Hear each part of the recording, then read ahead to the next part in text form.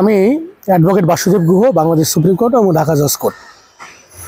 আজ বাংলাদেশে একটি সংকট বিরাজ করছে। এই সংকট মুহূর্তে ঢাকা জজ কোর্ট আঙ্গিনা যে নিজের জীবনের ঝুঁকি মোকাবেলা করে এখানে নিরাপত্তা দিচ্ছে। আমি এখানে দেখলাম পর্যাপ্ত পুলিশ নেই। আজকে সারা বাংলাদেশে যে একটা নৈরাজ্য অবস্থা, যেখানে বিভিন্ন সময়ে সরকারি স্থাপনায় গুরুত্বপূর্ণ হামলা হচ্ছে, সেই সময় ঢাকা জজ কোর্ট অঙ্গনে এখানে পর্যাপ্ত পুলিশ নেই, নিরাপত্তার জন্য আজকে হুমকি। ঠিক সেই মুহূর্তে আমাদের জেলা ও দায়রা জজের আমাদের যে নাজির খাদিমুল ভাই, তিনি তার জীবনের ঝুঁকি নিয়েও এই সময় তিনি সর্বাঙ্গীনভাবে আমাদের ঢাকার এই সুন্দর সবুজ আঙিনাকে পাহারা দিচ্ছেন নিরলসভাবে। এই জন্য আমি একজন আইনজীবী হিসেবে তাকে ধন্যবাদ জ্ঞাপন করছি।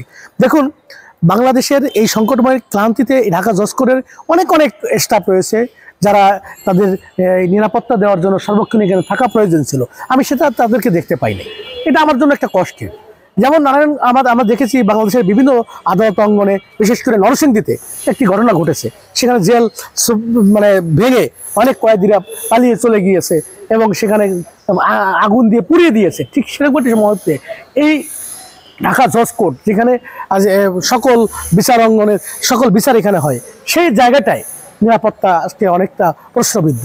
কিন্তু আমি ধন্যবাদ দেব যে এই নাজির সাহেব, তিনি তার পরিবারকে সময় দিতে পারতেন, ছুটি, সাধারণ ছুটি, সেই জায়গায় তার পরিবারকে সময় দিতে পারতেন, কিন্তু তার পরিবারকে সময় না দিয়ে নিজের জীবনের ঝুঁকি নিয়ে এই অঙ্গনটাকে নিরাপত্তা বিধানের জন্য সার্বিকভাবে কাজ করেছে। এজন্য তাকে আমি ধন্যবাদ জ্ঞাপন করি। পাশাপাশি এই ঢাকা আঙ্গিনাকে সুন্দর মাদকমুক্ত করবার জন্য যে পরিবেশ তৈরি করে গিয়েছেন আমাদের সাবেক জেলা ও দায়রা জজ জনাব এসএম হাবিবুর জিন্নাহ স্যার, এই জিন্নাহ স্যার, সেই জায়গাটাকে আজকে এখানে হকার মুক্ত, আজকে এখানে সম্পূর্ণভাবে মাদক মুক্ত একটি পরিবেশ তৈরি হয়েছে।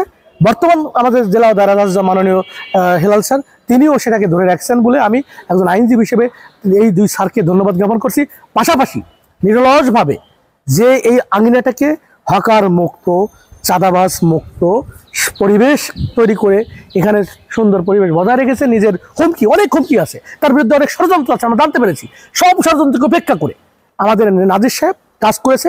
আমি মনে করি সে পুরস্কার পাওয়ার মতো কাজ করেছে এবং সে সত্যি নির্লোভ একজন মানুষ। সে চেষ্টা করতে এই অঙ্গন থেকে অনেক লাভবান হতে পারতেন।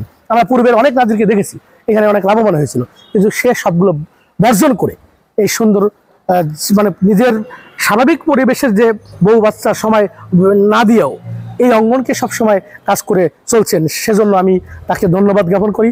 আশা করি তার এই যে নিরলস প্রচেষ্টা, এই প্রচেষ্টাকে রাষ্ট্র সম্মানিত করবে এবং পুরস্কৃত করবে।